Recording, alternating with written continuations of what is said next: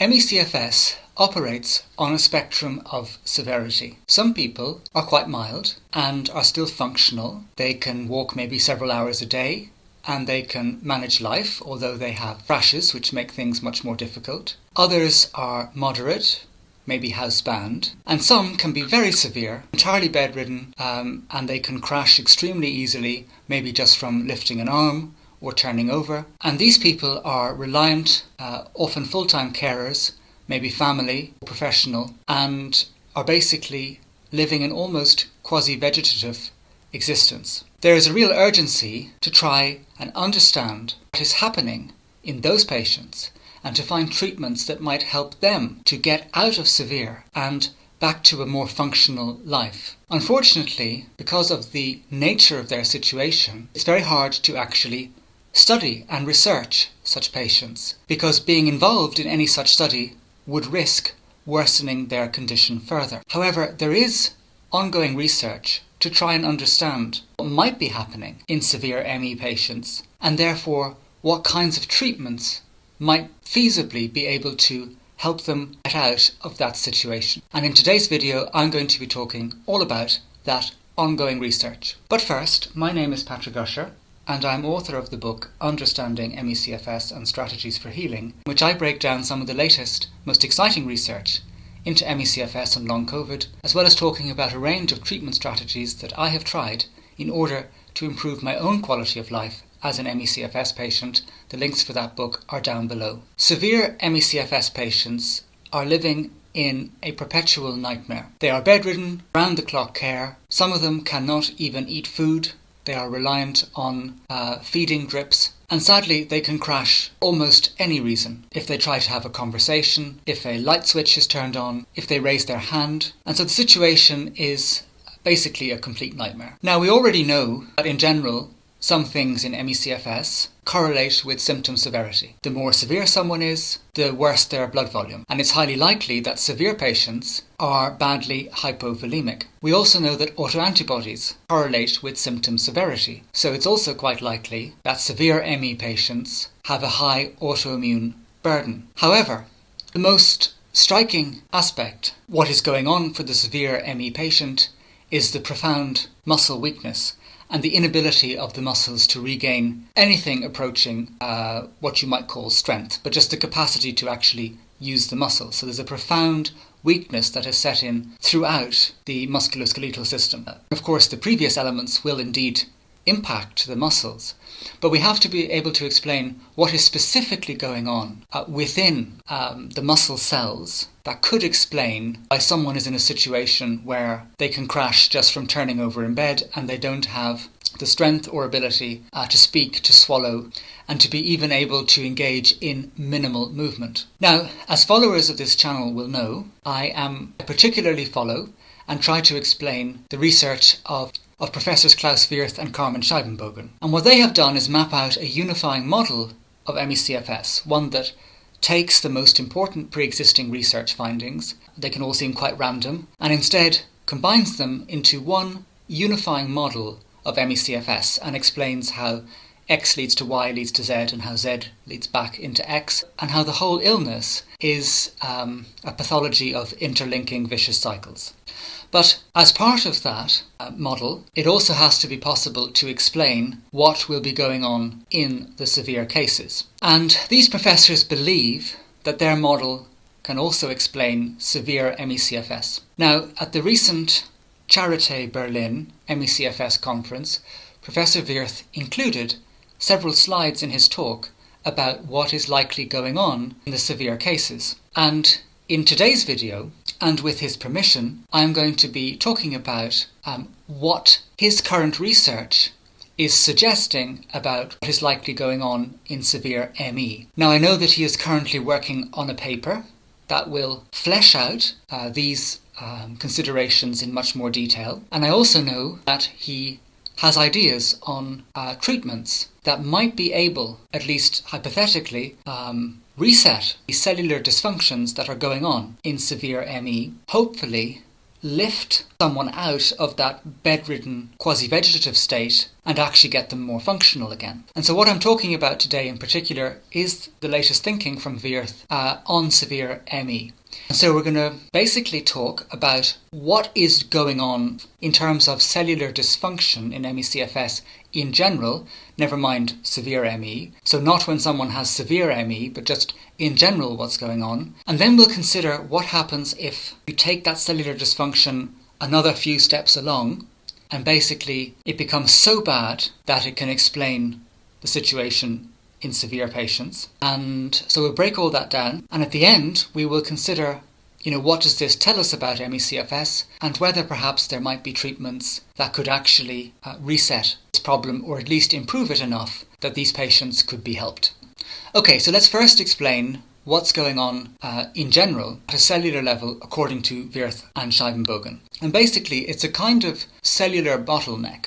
And this is particularly something that's occurring within the muscle cells, although it may be occurring in other cells in the body, but for various reasons it's going to be most profoundly occurring within the muscle cells. So basically, in order for the muscles to be happy and strong and to contract with force and be able to endure physical activity, it's very important for the concentration of ions, that's sodium, potassium and calcium, within the muscle cells to be within normal, happy physiological ranges. And just to be clear, I'm talking about within the muscle cells, not within the bloodstream. So this is not something that you're going to see from your standard blood tests. Basically, there's a little pump that sits on the cell wall called the sodium-potassium pump, and its job is to ensure that the concentrations of sodium and potassium inside the cell remain normal, and in particular, that there is more potassium than sodium inside the cell. And this normally does a very good job. Within ME-CFS, it becomes dysfunctional for a range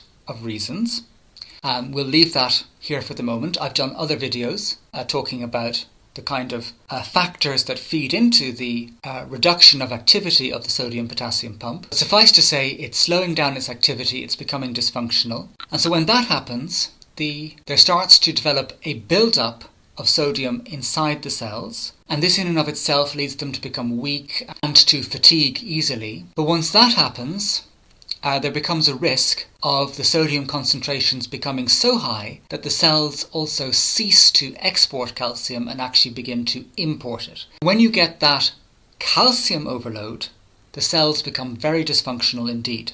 In fact, calcium overload is toxic to the cells, and it can even lead to cell necrosis or cell death. And at the very least, it leads to damaging the mitochondria, these little organelles which power the cells. It leads to damaging the mitochondria within the cell and depleting their quantity or pool. Now in the muscles, there's actually 1,000 mitochondria in each and every cell. So whenever you get this muscle calcium overload, which according to Wirth and Scheibenbogen is basically what occurs in and constitutes post-exertional malaise, whenever you get that, the mitochondrial pool is depleted and damaged. Now that's bad enough in and of itself, but as you may already know, the mitochondria are responsible, or the primary mechanism in the body for creating ATP, adenosine triphosphate. And this is the main energy molecule, but ATP is actually like the main actor on the sodium-potassium pump. So the sodium-potassium pump actually derives much of its energy and its capacity to act in a healthy and effective way, the ATP that the mitochondria is producing. So when I say this is like a cellular bottleneck, you can basically see it. The sodium-potassium pump is becoming dysfunctional. That leads to the high calcium overload, which leads to the mitochondrial damage and depletion, which then leads to less ATP being created, which then further worsens the sodium-potassium pump. So it is literally a vicious cycle within a series of other vicious cycles which are also impacting the sodium-potassium pump. That's kind of what's happening in ME-CFS to explain in general terms the muscle weakness, the post-exertional malaise, the mitochondrial depletion, and just the lack of physiological capacity within the muscles. However, for most ME-CFS patients, even though this situation is far from ideal, the mitochondria, although damaged, are still producing ATP to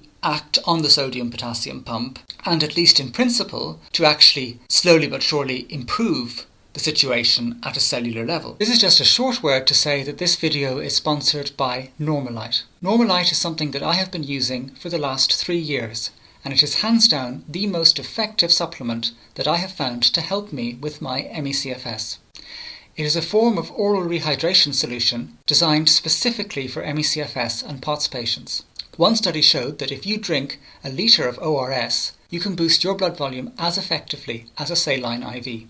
I am someone who still struggles with low blood volume, and Normalite for me is an indispensable way for me to feel a lot better every day and to be more functional and to have more of a life. So please check out the links down below in the description box to get your own packets of Normalite. But what is it about what's happening in severe ME-CFS patients? Why is it that those patients, they crash and they don't recover? Why is it that they're bedridden and that just doesn't end? And so this is where we come to asking the question, what might actually be happening differently at a cellular level to explain the case of the most severe?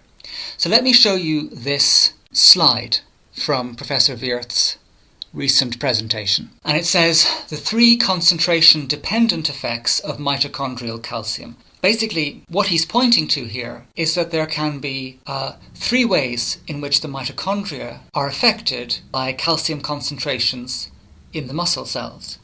And at stage 1, which is where healthy people are at, there's a certain kind of concentration of calcium that is actually healthy, and the mitochondria are totally happy with that and remain fully functional. However, there's then a stage 2, which is likely what most ME-CFS patients experience, particularly when they have PEM, where there is this calcium overload and the mitochondria start to become damaged and basically lower their production of ATP and therefore start to create this kind of cellular bottleneck dynamic that I was describing. And this is the crucial point when it comes to the severe. There's a 3rd stage when the calcium overload is so severe and it damages the mitochondria so much that they basically have to change what they're doing in order to survive. And so they no longer are healthy enough to produce ATP, but actually in order to avoid their death, essentially, they have to start to consume ATP instead. So as Wirth writes here, in the case of severe calcium overload, mitochondria can change from ATP producers to ATP consumers to maintain mitochondrial homeostasis, and it's a futile cycle. And so basically, because these cellular dynamics are going to be worse and worse the more severe someone is, at a certain point, calcium overload will be so bad, the mitochondria will suffer so much that they no longer produce ATP, they start to consume it. And when that happens, the basic stimulus, the basic creation of strength or activity of the sodium-potassium pump, well, it's gone. And the very capacity to create energy at a cellular level is gone. And so that's why these patients, the energy does not return. If they try to lift an arm, they crash. If they try to turn over, they crash. If they try to speak, essentially there is nothing there. And it's like the mitochondria are actually screaming out for help, so far gone that they can no longer do their basic physiological function, and simply for themselves to survive, they have to make the decision to consume rather than to produce ATP. It's just got that bad. I would assume, but I don't know, but I assume that this doesn't mean that the body can't kind of work that out or get out of it in principle. There are stories of very severe people who recover, but the situation has become so hard to actually get out of it. Okay, so that's the first way in which we might be able to explain severe ME. The second aspect, which is related and comes out of the same, is something called chronic muscle cell depolarisation. Now, this is very complicated, and I'm not a scientist, but I tried to get my head around this yesterday in order to be able to explain it. So basically, in a way similar to how batteries work, within the muscle cell we're talking about here, there's a negative charge, and outside the cell there's a positive charge. And when you want to get those muscle cells to contract, that difference between the positive and negative charge is very important to allow for a kind of active and effective contraction. So to actually when you're using your muscles normally as a healthy person, there is this kind of battery-like dynamic where there's a sort of force that goes into the cell because the negative and the positive attract each other. So when this kind of opposite and negative force kind of merge, that's called depolarization, because polarization suggests that things are at polar positions. They're kind of opposite from each other, and the depolarization is the moment they come together. And normally speaking, under healthy circumstances, there's that kind of charge, the depolarization, and then the muscle cells relax and they repolarize. They go back to that tension between the positive and negative charge. But in ME-CFS, this kind of tension between the positive external charge and the negative internal charge actually reduces. The build-up of cellular sodium and cellular calcium automatically lowers the internal charge of the cell. So that means that when the muscle cells want to activate, there isn't that kind of, in the way of a powerful battery, that kind of force capacity. It's not there anymore because the positive and the negative charges have actually at baseline come closer together. So it's kind of more ineffective. And so it's kind of like the cells enter a state where they're half on. They're unable to rest, but they're also unable to fully activate. They're sort of constantly stuck in a sort of low energy, irritated mode. So it's like the cell is kind of close to being on because it's had a reduction of negative charge, but it can't actually fully fire and it can't fully relax. And this is happening because of the high muscle sodium and high muscle calcium concentrations. From Professor Wirth and Scheibenbogen's point of view, when the situation has become severe, situation where reduction in the negative and positive potentials actually becomes a baseline state.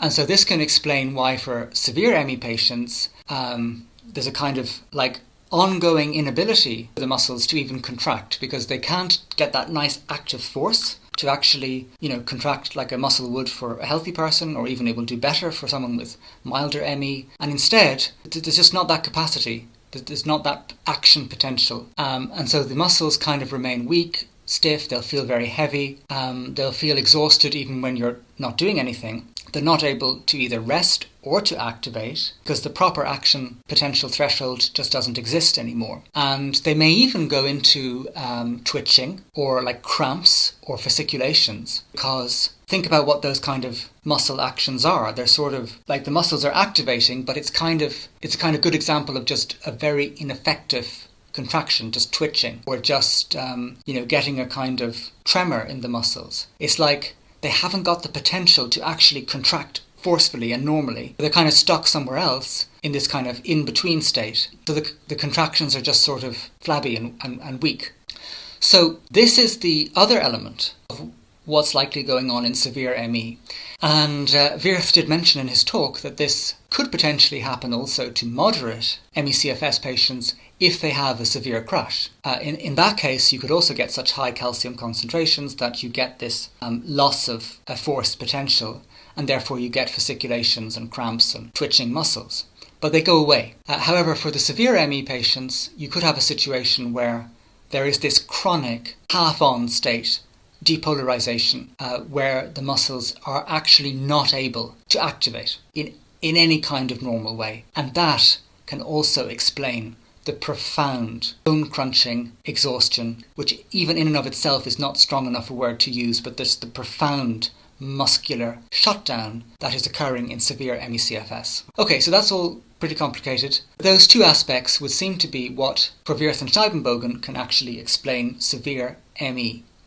So let's just wrap this up now with a few final thoughts. When I listen to this research, it makes me think how profoundly the body of severe ME patients is struggling. That right down at the mitochondrial level, the mitochondria, it's not like they're just getting we often hear about the cell danger response, where cells kind of shut down and hibernate as being something that happens in ME. But this is actually, at a cellular level, the mitochondria are making a decision to survive, to avoid their actual destruction by choosing to consume ATP rather than produce it. When I've not personally experienced very severe ME, I've had severe episodes of kinds that I've talked about elsewhere, but I've not been in this, I was bedridden for 2 months at one stage, but I've not been in this situation of the most severe. I know that when I've had my worst episodes, and I know from friends who are, and when they're really struggling, they will say, how can you feel this bad and not die? It feels like your body can be dying, that literally at a cellular level, mitochondria are having to make a decision to survive because they can no longer produce ATP. And it's actually extremely tragic that this is what happens at that level when people are so ill. At the most basic cellular process level, there is a futile decision made by the mitochondria to try and stay alive, but ultimately, of course, it only worsens everything, even though it's probably necessary. And secondly, when I hear about this, it makes me think of how the severe ME patients have been treated in some cases by doctors. There was one story of someone called Sophia Mirza who was in the UK, and she was severe, bedridden, and she was forcefully removed from her home, from her mother's care, and put into a psychiatric institution. She was there for a few weeks. She declined so badly from those few weeks, and 1 year later she died, and her family said that was the even worse turning point. And so you think about, what's actually happening at a cellular level for these people. They are just blamed for their situation. Thirdly, I also think that it's so important to research, because that's where the burden of suffering is greatest in the ME-CFS world. Like they can't really be researched in a normal way because they can't make it to a lab. Maybe someone can come and do blood tests, but even that could risk really worsening their condition. And so I think that even if it's just at a theoretical level, as Wirth is doing right now, thinking about how the research might apply to their situation, this is so important,